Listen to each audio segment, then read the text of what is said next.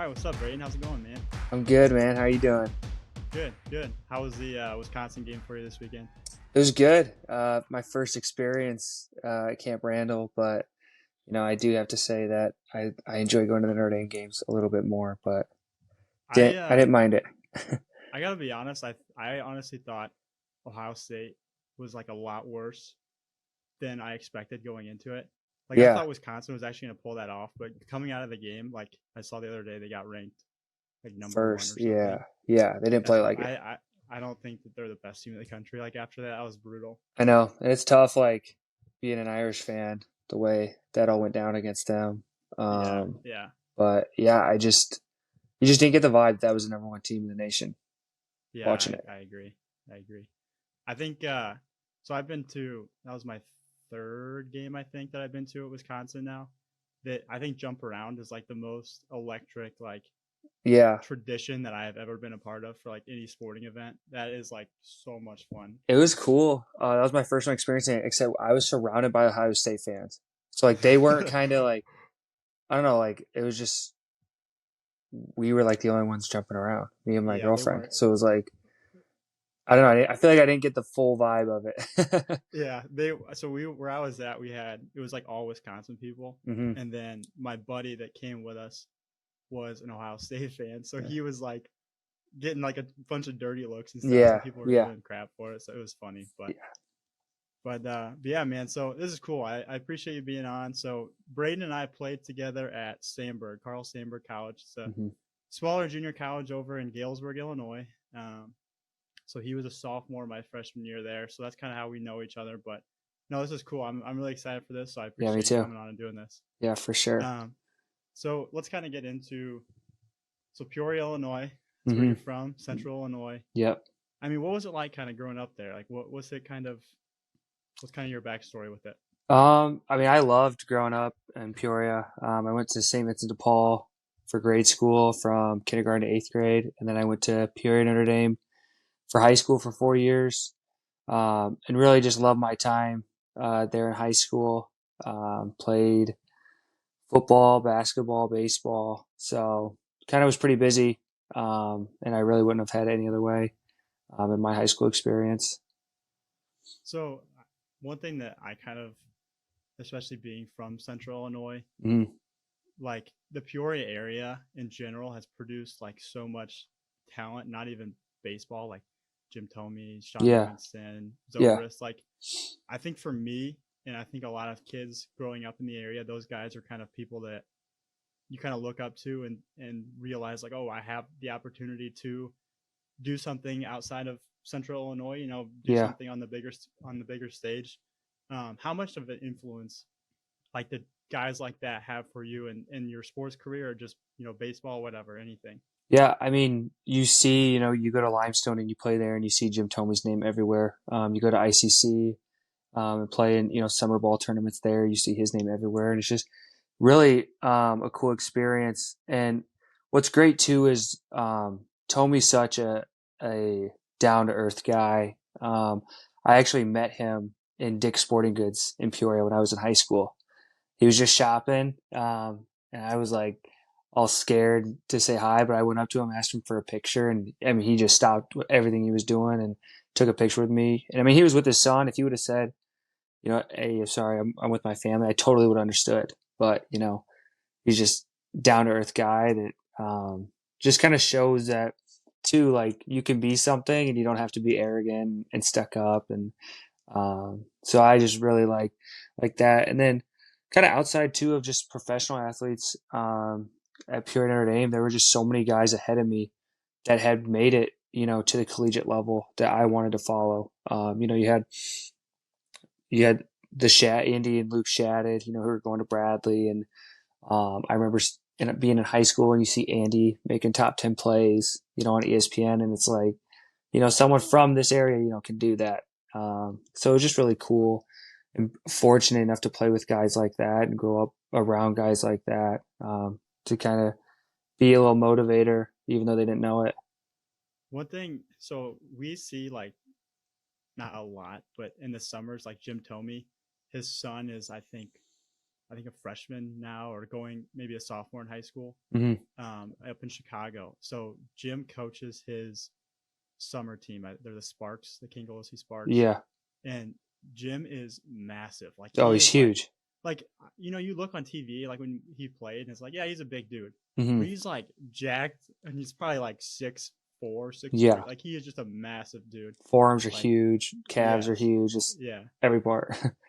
yeah. So going back to Peoria, kind of like how did you kind of start playing baseball? Like I know you're the oldest sibling of your family. You guys are a Yeah. super athletic family. You guys all play sports. Like Yeah. how did you kind of get into baseball when you were younger? I just, my parents signed me up for Christian Center T-ball and just kind of sparked from there. And I was fortunate enough to, I don't want to say play well as a T-baller, but I know I made like an all-star team as a T-baller, and got put with, his name's Darren Epley, and he was kind of coaching the all-star team. I think his son, John, and a couple others, I think they were the Cardinals, and I was on the Astros, but got together on that, all-star team. And then we started they started the Peoria Diamond Devils. And there was already a team with, Andy and Luke Shattuck and those Yeah, yeah. guys.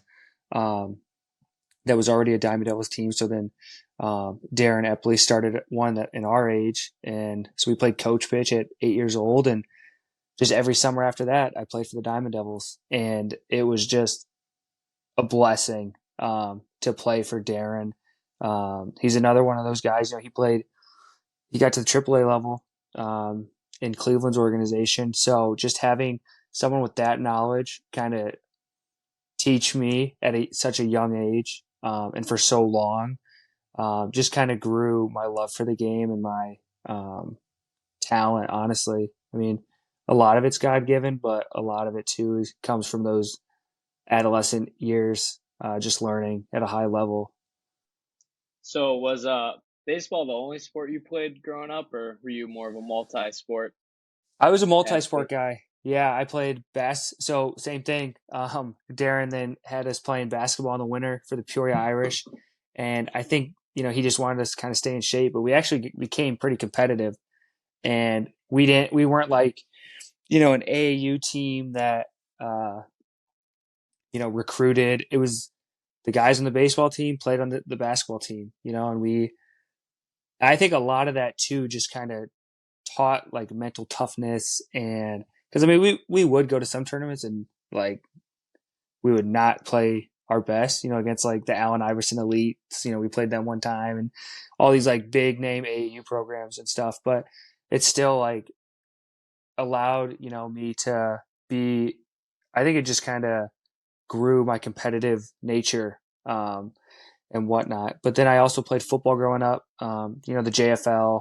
And then I also played in high school. I played basketball all 4 years. And then football, I played my freshman year and got a really bad concussion. So, and I played in grade school and stuff too, football. But after my concussion, they said no more. But I decided I wanted to keep playing. So I came back my junior year and I was just the kicker. So I couldn't get hit. That's the way to go. Yeah, but just that competitive mindset. Like I still wanted to be involved on the team and whatnot. When so me and my buddies so Braden and I kind of grew up in the same area too. I'm from like a really small town like by Peoria. Mm-hmm. And so growing up we like played the Diamond Devils a lot and travel. I don't think we ever played like your team. Yeah. I think we've talked about this before. I was a year younger than you, so I think Yeah. our age group was different. But me and my buddies always have like horrible stories with playing the Diamond Devils because like you guys, they'd always come to Henry on we did like a Wednesday robin game night. on Yeah. and they would just it was like 30-0 every time. It was just we're like, get them out of here. Like, let's just not have them come back because it was just never fun. But so kind of talking about Peoria Notre Dame, Mm-hmm. that's kind of like the school in my eyes, like in Peoria that like they just always have somebody. Like who was that kid that went to Michigan to play basketball? Max Bielefeld. Yeah, like that was before sport, me in high school. Yeah. Yeah, like every sport, I feel like Notre Dame always just had somebody. Do you think like that kind of helped playing at a school like that where the standard for excellence athletically along with academically is so high, like helps Yeah. not only you, but just athletes as a whole and people as a whole there just excel. Yeah, like you always, you like I said before, you had the Andy and the Luke Shadid ahead of me. Um, you always you look at those guys and you want to be just like them or strive to be better, and um, it's always like you want, like in my eyes when I was in high school and like you see their pictures on the walls, or you see their records in the weight room and stuff like that, and coaches talking about them and using them as examples. Like that's kind of what for me what it was is I always wanted to get to where I am today because I just wanted to set not the standard but like just be an example and be a motivator, and just having that excellence always around you at Peoria Notre Dame really just helps you strive for that, just helps fuel your fire. So yeah, it really was. I credit a lot of it to Peoria Notre Dame. Yeah, I definitely like being from where I'm from in Henry. Like you just don't have people like that. Like I mean, there's gonna be like the rare exceptions where there's like, oh, this guy was really good at basketball, but he probably Mm-hmm. didn't go on and play at Michigan or even like a just in general anywhere. Yeah. I think if anything, baseball was kind of the sport that we had where we would usually have every few years a guy that would just play at JUCO, or I mean, we had a couple of guys above me.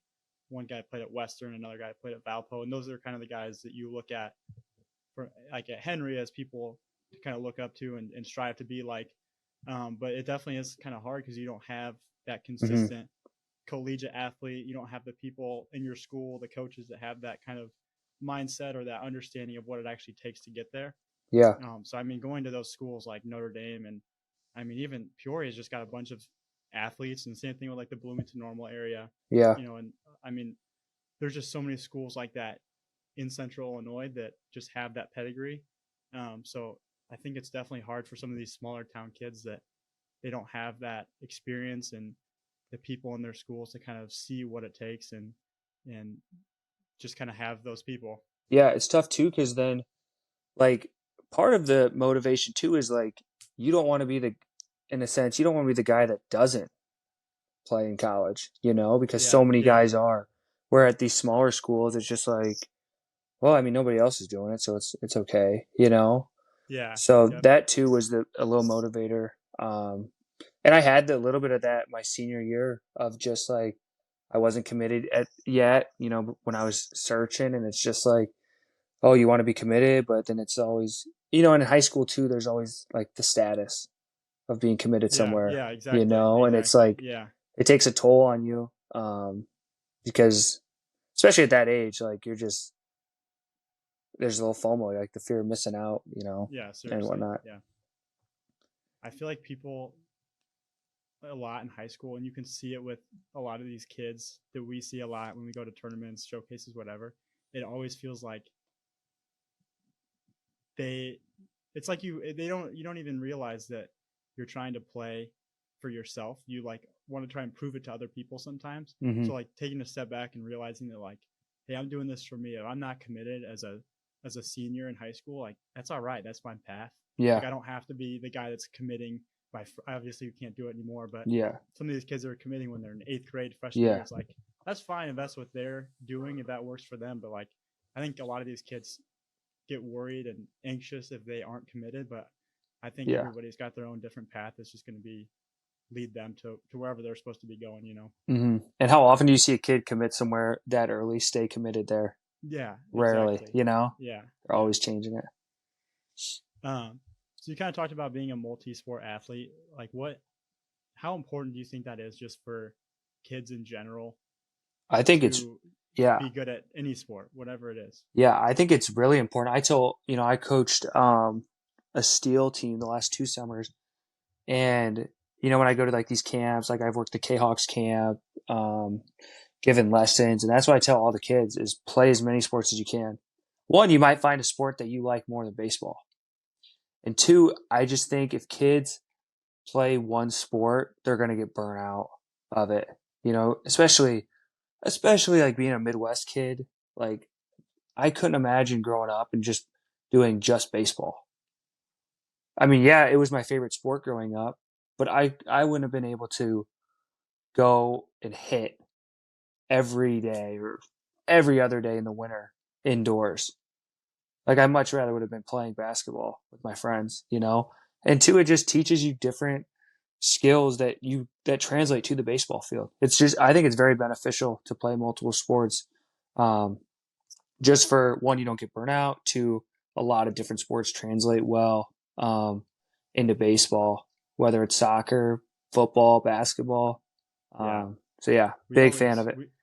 We always talk about like in our rankings calls, our meetings in general about guys that it's like, oh, so and so also plays basketball and he's really good. He was an all-state basketball kid, and I feel like that's stuff that college coaches want to know too, because 100%. if you're good at basketball, you're probably a pretty athletic kid. Mm-hmm. So then if you can probably play middle infield, center field, like it's gonna translate. Yeah. And you're gonna probably be fast. You're gonna be able to steal bases. Like everything like that's so important. I know. And I don't think kids realize it sometimes. No, they don't. And coaches too, like, and it just shows coaches that you can balance all that, because college, like, there's so much stuff you have to balance. And so they want guys with good time management skills that they don't have to worry about falling behind in class and things like that when trying to balance, a fresh new college schedule. So yeah, definitely a big fan of multiple sport of guys. All right. Well, so you kind of, you kind of talked about your recruiting process earlier, how it kind of went a little later for you. Do you want to elaborate on that a little bit? Just like the whole journey that you had in the recruiting process? Yeah. So my junior year didn't really have anything really. And even I was getting worried that it wasn't gonna. I mean, I knew I could find somewhere to play. It was just a matter of where. And so I only went on 2 visits my senior year. They were both the junior colleges, Illinois Central College and Carl Sandburg College. And for me, the decision was pretty easy. And I know I talk about how much I love Peoria and stuff, but part of me just wanted to get out of Peoria, because for me growing up, my dad was the athletic director at my high school, which is such a blessing. Like, loved him just being at school every day and being able to, come to all my games for work. I know a lot of kids, like, their parents miss games because they have work and things like that. Like, that was really never an issue for me growing up. But, it was always like my dad, I feel like everywhere we go, we run into somebody that he knows. And every time, I say I would, not every time, but growing up, I'd introduce myself to people and it's, oh, are you Matt's son? Like, oh, is your dad Matt Blackford? It's like, yeah. So part of me was just like, I want to make a name for myself. I love being Matt's son, but part of me wants to, like, why can't it be, hey, are you Braden's dad type of thing? So for me, I just want to get, and Galesburg, it was, it's only 45 minutes away. It's so close to home. So it was a pretty easy decision for me to go to Carl Sandburg. And I knew at the time, like, yes, I probably sent over 150 emails to Division I schools because I wanted to play Division I, just like everybody. But I was realistic. I knew, like, I'm not big enough right now. I'm not strong enough. I don't hit for power right now. Like, yeah, I can field well, but everybody can at that level. So I knew it was a long shot. And I knew that if I want to get there someday, I'm going to have to go the JUCO route and pay my dues. And so that's why I chose Carl Sandburg. It was a pretty easy decision for me. So I kind of want to go back really quick to, like, in high school. Yeah. So I think in our group chat not the other day, it's probably been a couple months now, we had sent, like, your video from the Central Illinois Open. And, when you were in high school, I think at the Corn Crib in Bloomington. Yeah, I think I switched hit in that video. Yeah, you did. I was gonna ask about that. So okay. Yeah. So going back to that though, like, looking at the video, I watched it the other day because I was just curious again. Like, you definitely were not like you weren't like that guy where it's like, oh yeah, this dude's gonna be like a absolute stud right now. Like, he is like, you were in like you were gonna be like a kind of like probably a project. Yeah. You're gonna have to build build your weight, like everything, whatever. Yeah. And then you were switch hitting in that. Which, how long did you switch hit? I switched hit when I was young, like very brief, not very long. I don't even know if I ever did in a game. But I golf right-handed. So I swing a bat left-handed, but I golf right-handed. So it wasn't that hard to try it out. Were you just doing it for to try and okay. 100%. Okay. Like I was just trying That's what I figured. Oh, they're gonna see I'm a switch hitter. That'll But honestly, it wasn't. That'll overlook the 7.660 or whatever it was at the time. I don't know. I just looking back at that time, knowing where you're at now and where you all the home run, you became a power hitter in college essentially, and that I would never have guessed that just from watching that video. But no, that's funny. Did you? So you kind of talked about it a little bit. Did you view yourself at all in high school as a Division I player? Yeah, it was always in my head, I can do this, Yeah. And I think that's half the battle. You have to believe, you have to truly believe deep down that you can do it and you can't fake it. So yeah, I believed I could eventually. I just knew right now, it's not in the cards right now. You knew though in high school, I'm not ready yet. Yeah. Mentally, maybe you were confident enough in yourself, but you knew physically you probably weren't there yet. Yeah. And I knew and there was a chance, my senior year, our assistant coach knew the SIUE coach, and they were looking for an infielder. They just lost an infielder, had somebody transferring, something was going on. And they were kind of scrambling for an infielder. So there was a talks that they were going to offer me. And, at first I'm all excited, but then I was in my head, I'm I'm going to have to put on a lot of weight this summer. I'm going to have to get faster. All this stuff, or I'm just going to, you know what I mean? Cause you don't want to go there and get bent, not play. Yeah. But you know, they offered some JUCO guys and JUCO guys took it. And that again, for me was all right, yeah, JUCO, I can, this is the route. This is how it happens and stuff. So yeah, deep down, I knew I could do it. I just knew I wasn't ready yet. So, all right, let's kind of talk about Sandburg a little bit now. Mm-hmm. So, with me, so you were there my sophomore year. Shout out to Kevin Ulrich though, really quick, because if it was not for Kevin Ulrich, I would not be playing college baseball. That's my roommate right there. So, oh wait, you live with? I lived with. Now he's your roommate? No. When I was at Sandburg, I was yeah. So So when we were there, I came and visited. So I was one of those guys that I did not commit until May of my senior year or something. Mm-hmm. But I remember I went on a visit, and I kind of knew who you were. I saw it on Twitter or something. I saw your stuff. I don't know how or whatever it was, but anyway. Mm-hmm. So I get there, and we're at the Villas. Yep. I go there first, and I meet up with Kevin, and I think I had met you at the Villas, and he was "Oh, this is Braedon," and I remember in my head, I'm "Oh, great, Braedon, that guy's a stud." And anyway, so then come sophomore year, or your sophomore year, I'm there, I'm on campus. But anyway, so your freshman year, I was going back and looking at your stats because I was just curious. Yeah. So your freshman year, you hit 293, 2 home runs, 21 RBIs, 44 runs scored. And then your sophomore year, you hit 447, 13 home runs, 54 RBIs, and 61 runs scored. So your freshman year, if I was doing what I do now when you were a freshman, it'd be that makes sense. That's probably what Braedon Blackford's how he's going to be that. He's going to be a guy that hits 300, maybe not a ton of home runs. But then your sophomore year, you're nah, I'm going to hit some home runs. I'm going to be the power guy. So knowing, being on the team sophomore year or your sophomore year, I knew I kind of have some background with it. Every time you went up to the plate, I'm this dude's going to get a double or he's going to hit a home run pretty much every time. The ball is going to be a missile. But for you, going from freshman to sophomore year, what changed for you? Physically and mentally, something had to have changed a lot. Yeah. So physically, I got stronger, obviously. And part of that, I think, was my freshman year, I lived with Kevin Ulrich. And then my sophomore year, I lived with Kevin Ulrich again. But we also roomed with Jordan Chandler and Casey O'Brien. And you know them Beast. And how, just beasts on the field, but also beasts in the weight room. And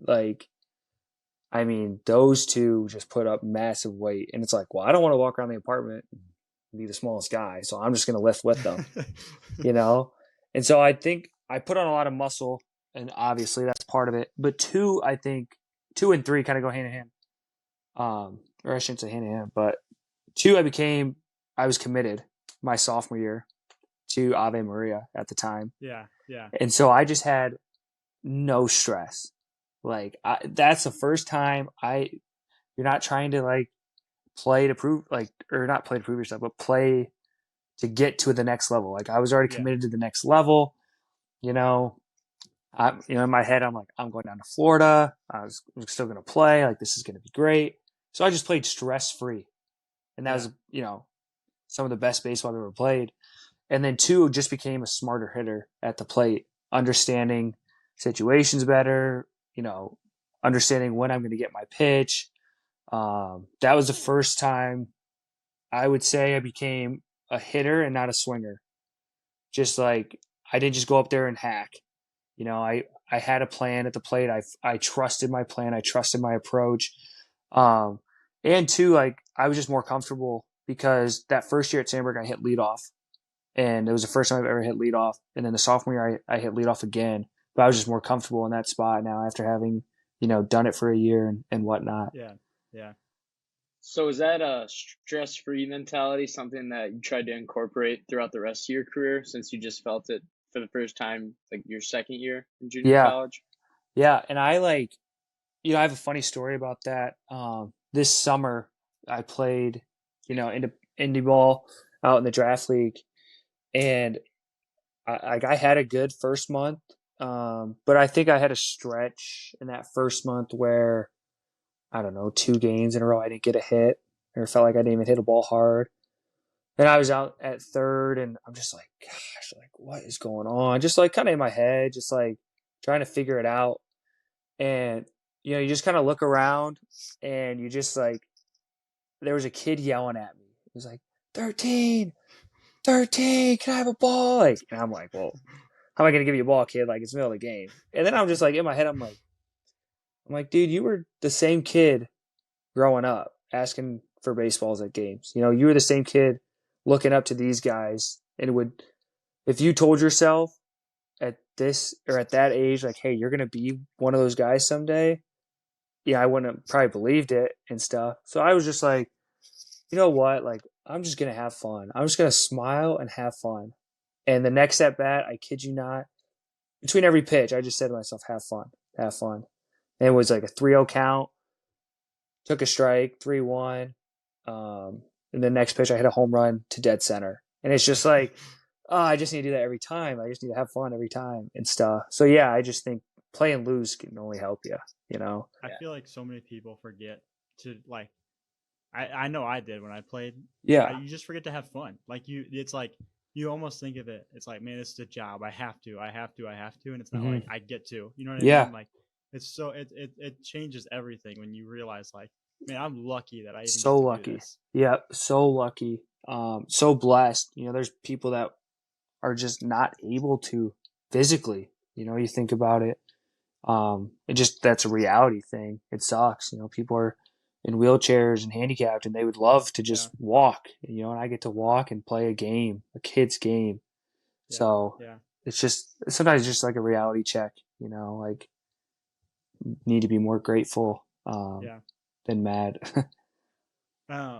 So I think another thing too. So back with the JUCO stuff, I don't think is as much of a problem anymore, because I think a lot of people are starting to understand how important and like how like beneficial the JUCO route actually is. Like, I mean, we had like a JUCO event. What was it?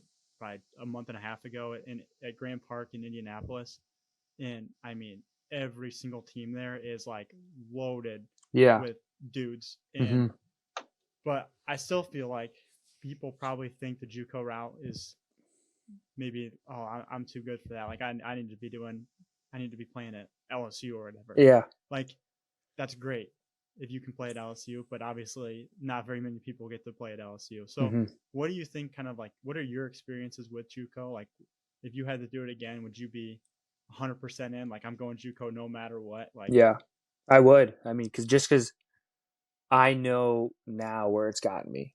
And when I committed to Sandburg, I wanted, like, in your head, you're like, I can play D1. Like, I want to play D1. But I never would have imagined the career I had by committing to Sandburg, and everything that followed. Yeah. How it's like another thing with it is, I think at the Division One level, especially, it's easy to talk about the D1 level because they have the resources that they have. Mm-hmm. But when you look at a junior college, especially one like Sandburg compared to like John A. I mean, they're getting a brand new facility, like locker rooms, all this stuff, great stuff. It's probably really similar to a Division One program, but at smaller community colleges, they don't have that stuff.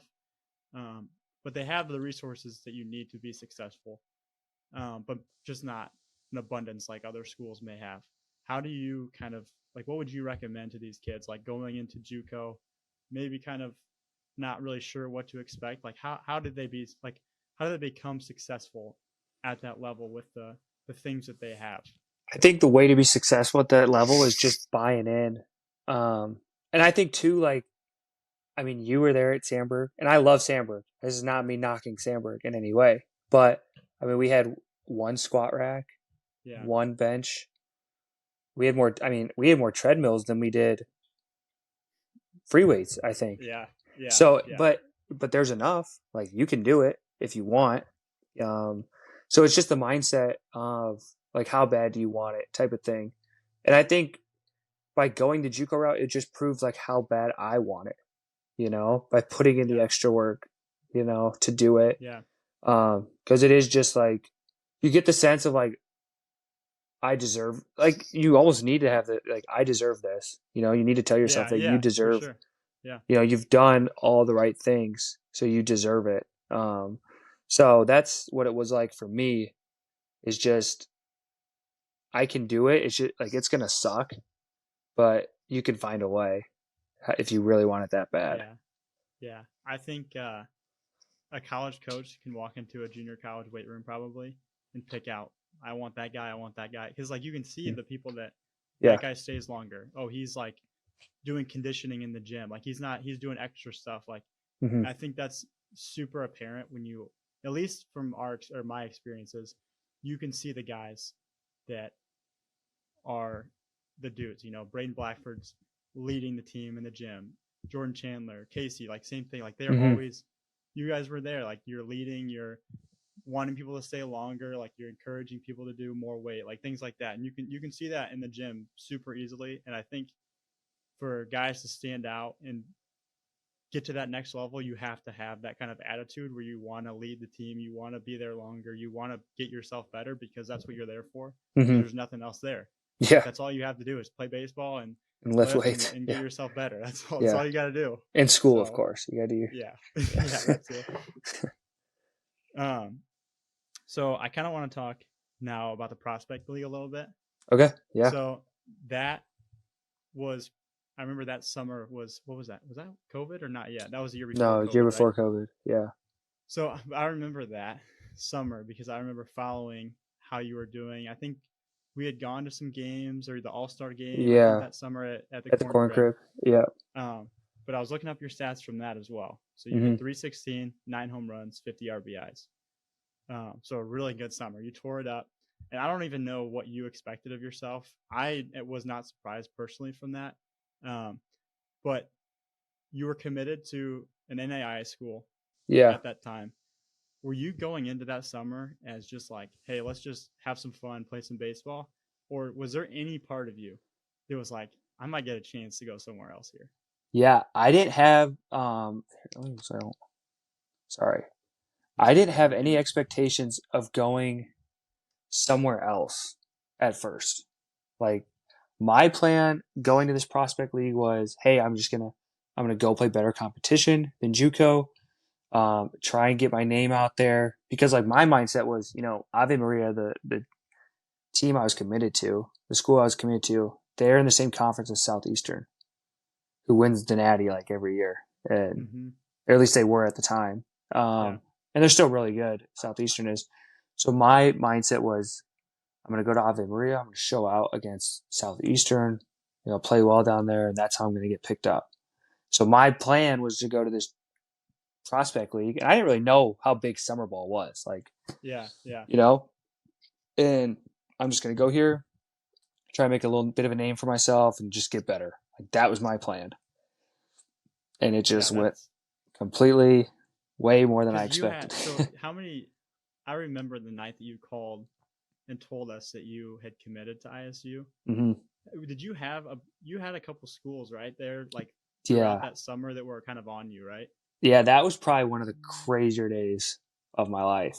Was it that day? Did you get like a bunch of calls from schools that day that you? I can't even remember now. So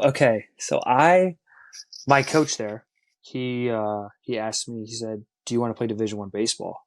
I was like, "Oh, I would love that, but I'm committed to an NAIA." He was like, "No, like I think if you want to play Division I baseball, like you can play Division I baseball." I was like, "Well, I don't know if I'd be able to get out of my. I already signed my letter of intent." He just explained, how that NAIA doesn't really have any precedent over the NCAA. Like you can get out of that by just decommitting, and then your recruitment can be open. So I was like, okay. He's like, because I know some schools that would be interested in you, but nobody's going to talk to you if you're committed somewhere, which is is fair. So I was like, okay. So I made the tough phone call the next morning, and I decommitted. Which was hard because they were the first school to kind of take a chance on me, and because I committed them, like I said, before my sophomore season started. Yeah. So I committed them when I was a 296 hitter with 2 home runs, or whatever the number was. So, and I think they were a little upset, but like at the same time, as much as it sucked, like I had to do what's best for me, and this was going to give me a better chance to get to the next level. And so I decommitted, and that day I talked and or had offers from like 8 or 9 schools that day from at the D1 level, and it was like Illinois State, obviously, Eastern Illinois, Chicago State when they were still a program at the time. I talked to Gardner Webb, Oral Roberts, Purdue. Like it was like the day that you dream of when you're sending out all those emails in high school. Like it's seriously what it was. Like from an hour after I decommitted all the way up until BP that afternoon, I was on the phone.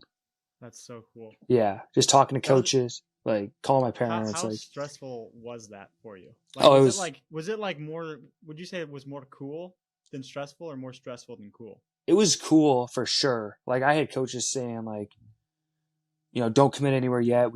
We'll try and get you some more money, or don't commit anywhere yet. I want to come see you play Friday. Like Western Kentucky wanted to come see me play Friday and stuff. And it was just like, oh my God, like I just met you. It's Tuesday. Like, what do you mean you're coming Friday from Kentucky to watch me play? So it was just like, and then you're like, I'm calling my parents and I'm like, well, this is the offer from this school. And, I'll only be paying this much and all this stuff and trying to do all the numbers and, oh, I got a game tonight. Like, it's like, I don't want to go for 4 with 4 strikeouts now after I talked to all these schools. And I think I did go over that night.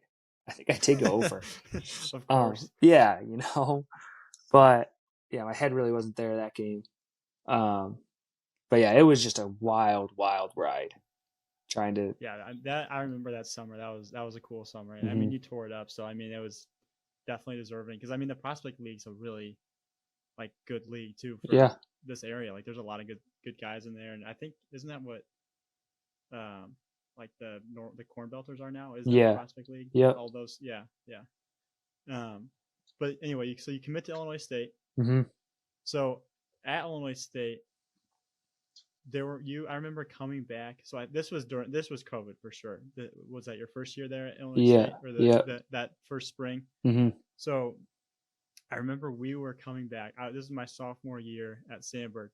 We were driving back from John A. on our spring trip that we always did, and we were watching on ESPN Plus. You guys, I think you were playing. It was either Arkansas or Florida State. I don't remember which team it was. Yeah. But anyway, I was looking. It made me think about this. I wanted to go back and see what schools you had played that year. You guys were at Oklahoma, Arkansas, and Florida State. Is that right? Yeah, that's right. What is it like playing at those big time schools? When I mean, those are like you have SEC Yeah. ACC, Big 12. Like, that's insane. It was cool. Like I feel like I have cool stories from each of those games. Like the Friday night game at Oklahoma, we played, or we faced Cade Cavalli, who's in the bigs now with the Nationals, and we just like the week before we took a lot of fastballs. So we had like a film study or like film room, whatever. We met, and they were all about don't take fastballs, like be aggressive, whatever. And I was hitting in the 2-hole, and every time Cade would throw a ball over 95, the scoreboard would just light up in flames. Just and our leadoff hitter just first pitch fastball just took it. Second pitch just takes it. Third pitch just strike 3. Each pitch just flames all over the scoreboard. Yeah. And I'll never forget this. He walks past me and he just goes, "Yeah, that's fast." I was like, all right. So I get in the box and I choke up like 2 or 3 inches off the knob because I don't think I've ever seen something that electric. And I was dead set. Like, I am swinging no matter what. He could have thrown a 45-foot slider. I would have swung. And he threw a fastball, and I was late on it, but I just caught it perfectly, line out to left, and it was the happiest out of my life. Like our coach was so happy, everybody was in the dugout. Like and I think the next at bat he went slider, change up, slider, good morning, good afternoon, good night to me. And then you lead off. Or no, I don't think I hit lead. Did I hit lead off against Arkansas? I don't know. Maybe 2-hole. I think I did in the 2-hole against Arkansas.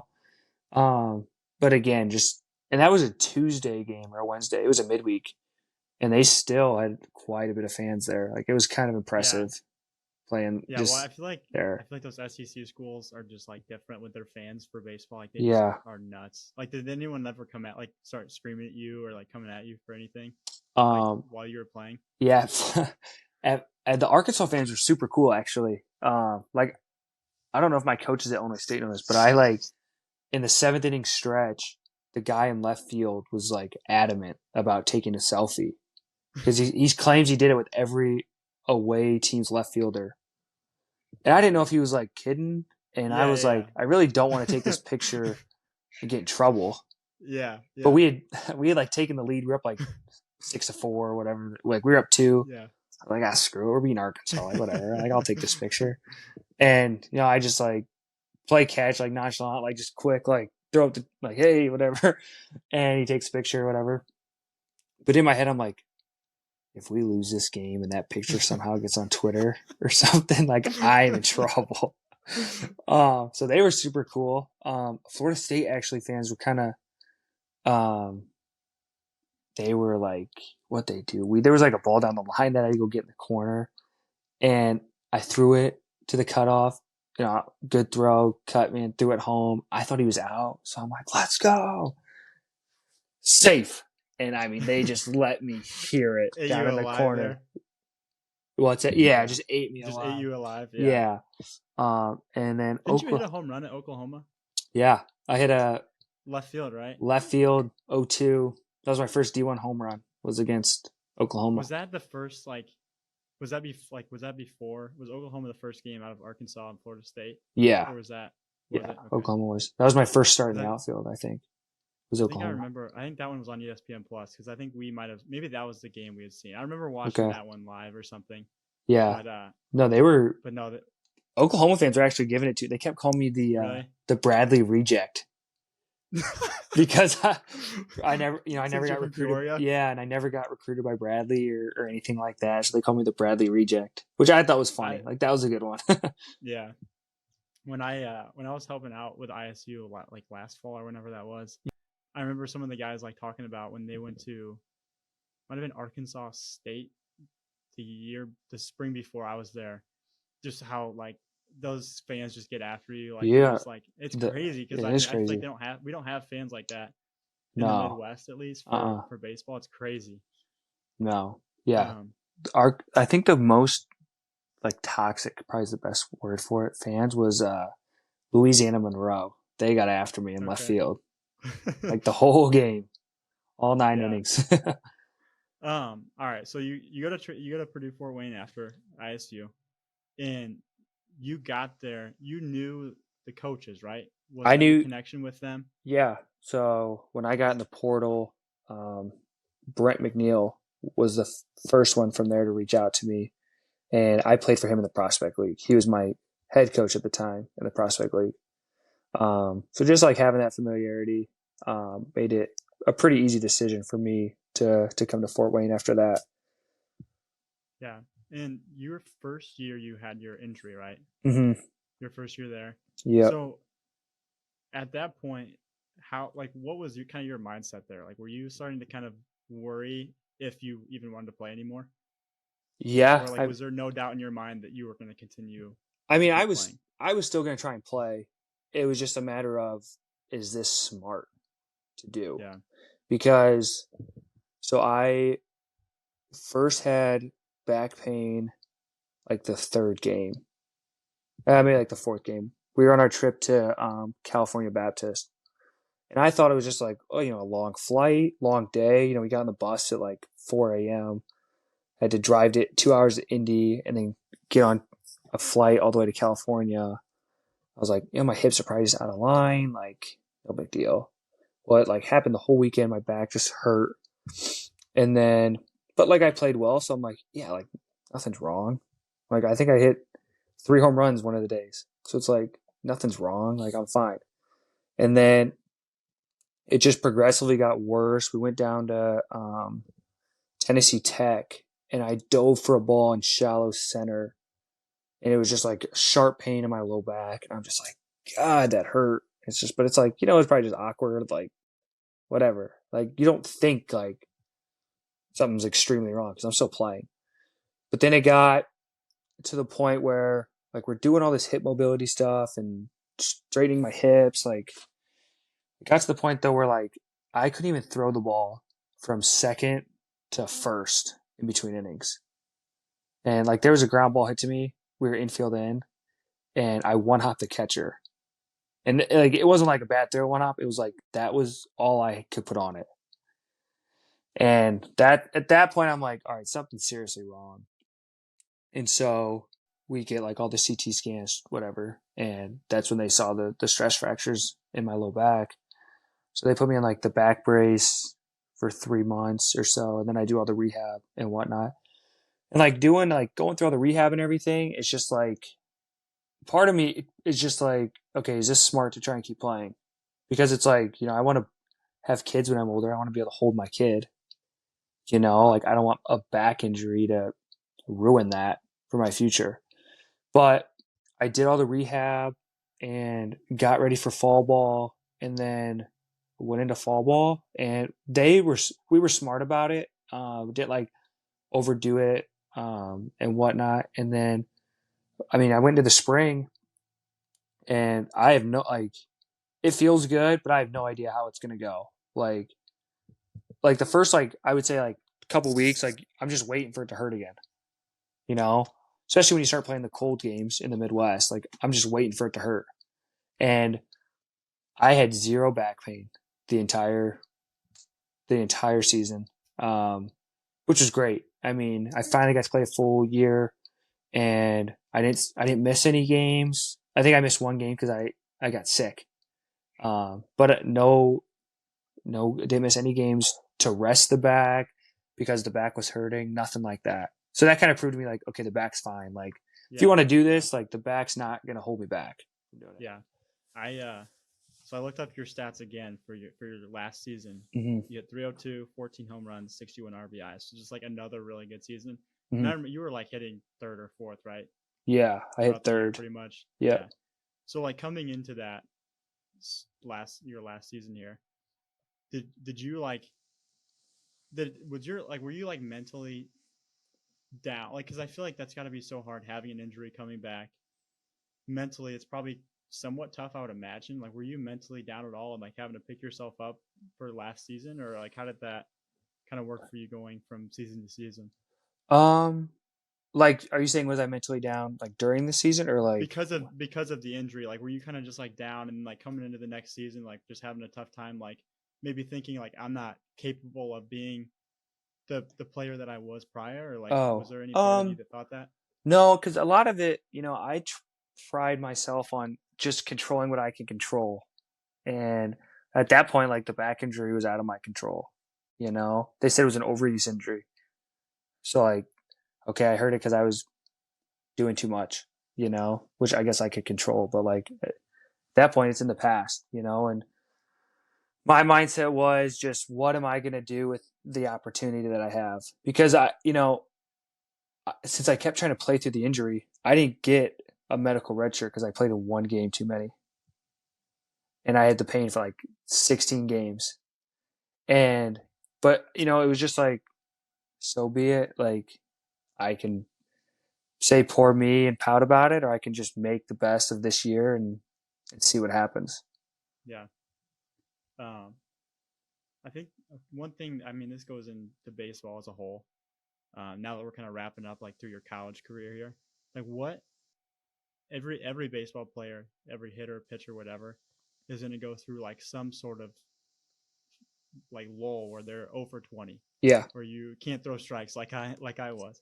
How do you Hey, you struck me out, Gavin. Remember that? I did. You did. We actually should talk about that. But no, so say you're in like a 0 for 20 lull. You can't get a hit.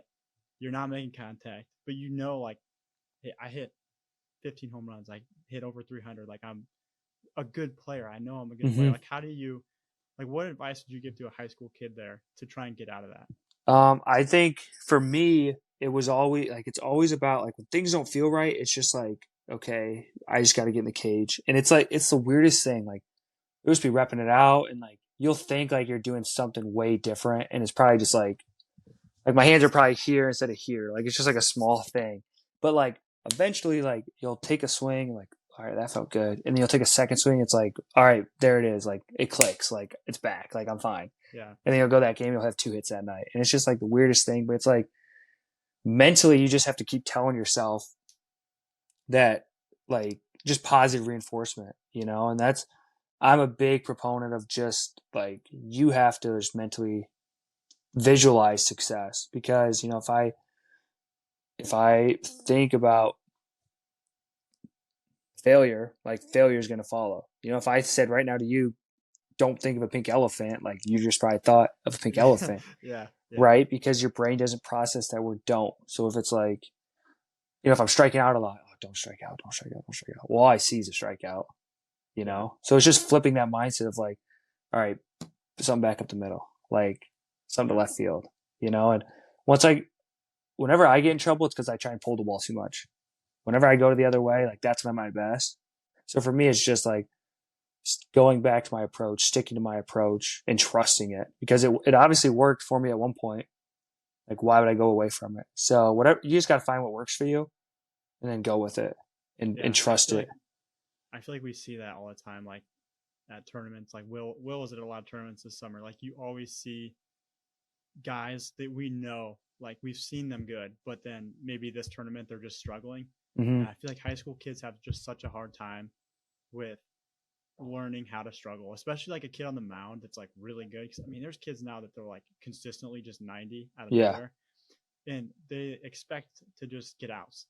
And sometimes they don't. They're spraying it around the zone. Like, maybe kids are hitting them and they're not used to that. Like, they just don't know how to handle that because they just haven't had that yet. They haven't had that adversity yet. So I think that's like in my eyes, one of the most important things that I think these kids need to learn is that mental side. And like, hey, I know I'm a good player. Like, know who you are, and don't let like the outcome really determine the player that you actually are. And I think that's like, with guys like you that have been through it for so long, you guys kind of understand what it takes to be successful. Like, you understand how the game works.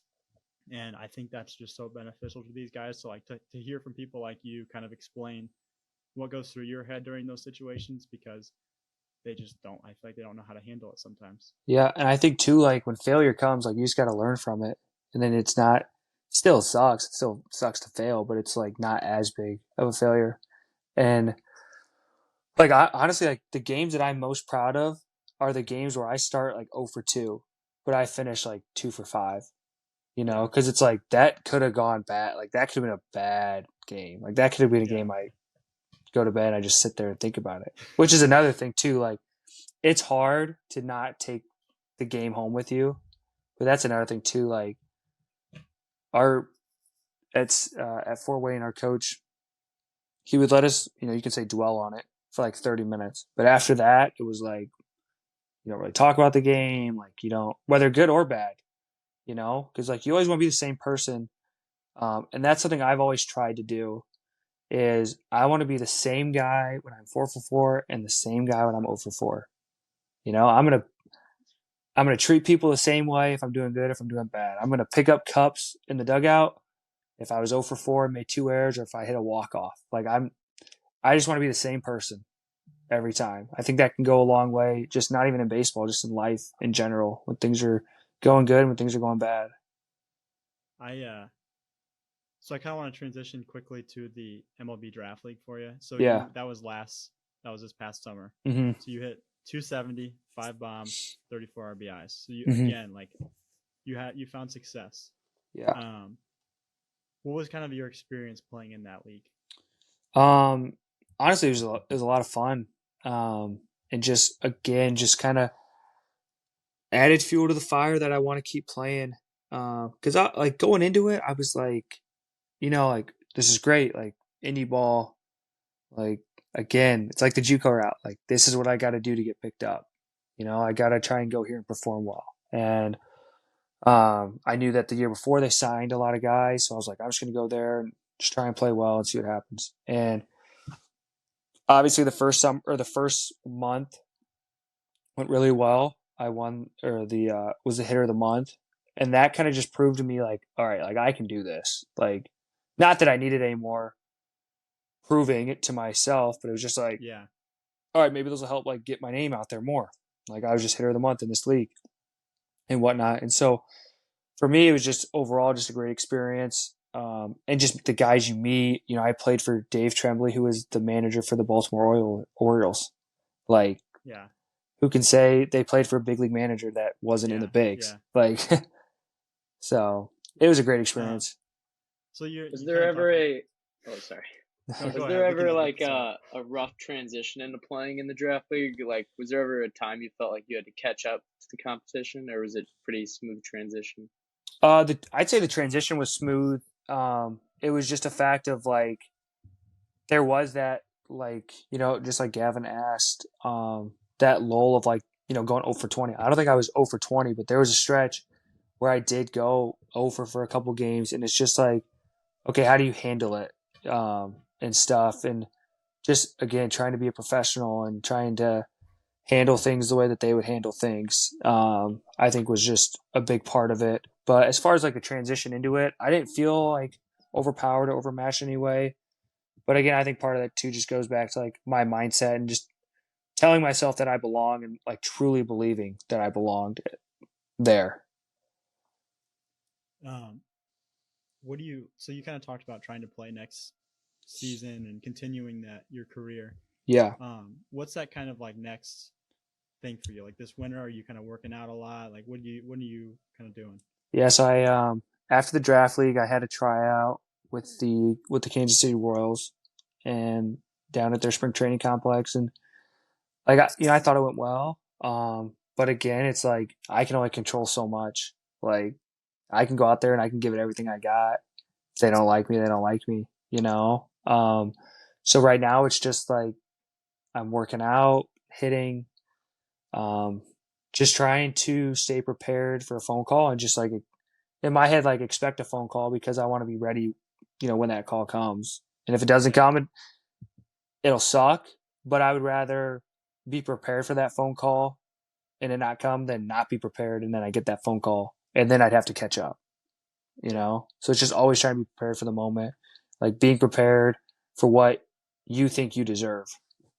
Yeah. I know. So during COVID, you were hitting against, who was that? The sidearm guy or a sub guy? What was his name? Pat Venditti, the switch pitcher. So he's in the Peoria area still, right? Yeah. Yeah. And like there was a couple of pro guys that you were going against, right? Yeah. Cole Cook was pitching. Yeah. He was with want to say he was with Joliet Slammers, indie ball. Yeah. But so do you like any of those guys? Like, do you think that's something that you'll try and hit against them again this year? Like, is that even a thing anymore? Like, I mean, I guess that was a few years back, but yeah, I just don't. having those connections, like, I might. I don't know if Pat's still throwing because at the time he was still in the Marlins organization. And so, but yeah, I know there's a couple guys in the area, just like college arms. yeah, Bowman is at Oklahoma now, and there's other good JUCO arms and whatnot in the area. So yeah, just trying to yeah, kind of link up with those guys and just say, hey, are you trying to throw pens? Like you need a hitter, like I'll hit and whatnot. Because that yeah, is the nice thing too about the Peoria area. Like there are a lot of guys that play and a yeah, lot of guys that want to get better with each other over the winter. yeah. So what I guess another like with like trying to get like trying to sign, is that kind of, do you have to just go to a bunch of tryouts? Is that kind of what this entails, or is like how do you kind of get yourself out there to show them like in-game stuff? Is it kind of indie ball? Is that kind of the route that you take for this? Yeah, like for me that was a route this summer, and now it's just like okay, like there's no. I mean, I could go play in like the California League, but that's super like expensive and whatnot. So it's like I'm just trying to send all my stuff out, send all my numbers out, send my video out. Because I think what I have going for me is being a left-handed hitter. That's a utility guy. I've played a Division I game at every position except center field, pitcher, and catcher, and I feel comfortable at first, second, short, third, left, and right. Like I truly feel like I can hang, and I'm not going to be overpowered, overmatched at any of those positions. So it's really just about trying to knock on all these doors with these teams and send all my stuff out there, and it just takes one scout to fall in love with you, and just one team that has a need. So that's really the squeaky wheel gets the grease. So that's kind of what it is right now. Yeah. So kind of one of the last things I wanted to bring up, and I kind of wanted to do it here at the end because for me, knowing you, playing with you, like I think you are one of those guys that genuinely you play because you love the game, right? Mm-hmm.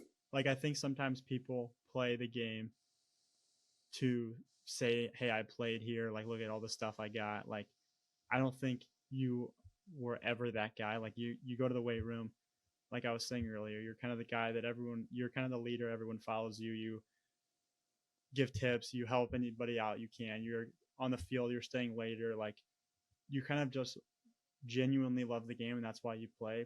And I sometimes think that kids probably don't genuinely love it, and they're just playing because maybe their dad tells them they should, or their whatever reason. Do you think that passion is what another key to success?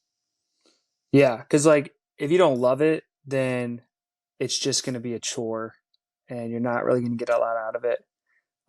Because I didn't like doing chores growing up, but I had to do them because I was told to do them or asked to do them. And so for me, it was just like it wasn't a chore for me. Baseball was never a chore. It was just my like I don't want to say like safe place, but like my just like away from. It's just my it's my for happy sure. place, you can call it. I just like I love just taking ground balls, goofing around, taking ground balls. I love just hitting and stuff, and it's just like it's what has allowed me to play for so long. It's just a love for the game. Yeah. So we actually had a meeting today, and I don't know if you know him or not. So Drew Locascio is our Illinois scouting director. He's kind of the guy that runs the state essentially. And he was like asking me about the interview, and I was like, oh yeah, I'm having Braedon come on. And he is like one of those guys that knows, like you say a name, he's like, oh, Peoria, Notre Dame.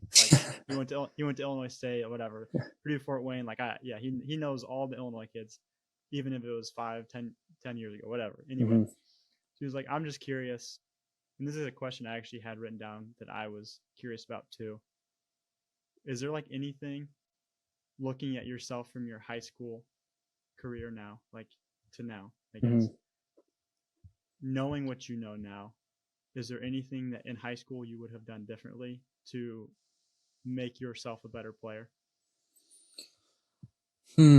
Well, personally, the first thing that comes to mind is, and I worked hard in high school, but I think there's always that, like, I could have worked harder and stuff. And so I wish I would have lifted more.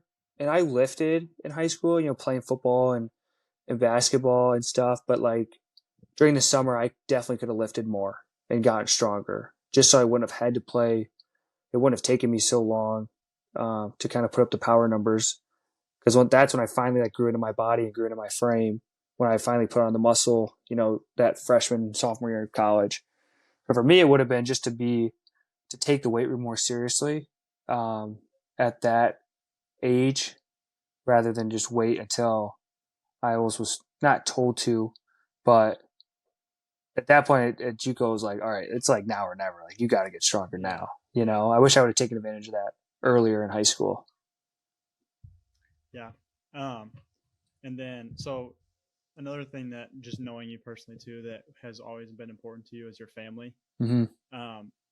And I think to continue playing and like have the support system that you have, that they're kind of always rooting you on, they're always coming to your games. Like, I think if there was ever a doubt where it's like, man, should I stop? Having a family and people and siblings to support you in the way that they have, I'm sure is helpful. Yeah. Like how important have they been to your success? I wouldn't be where I am without my family. Like, and I can truly say that, like, without a doubt.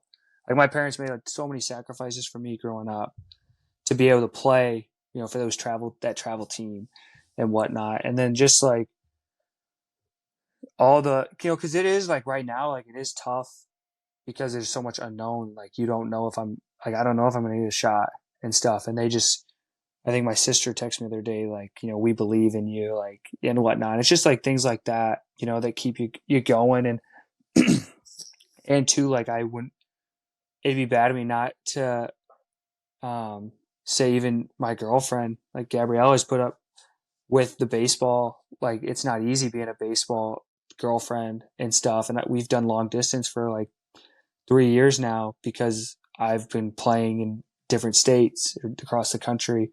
And just to have her support as well just makes it easier. And because it is a grueling sport at the end of the day, it is a time-consuming sport.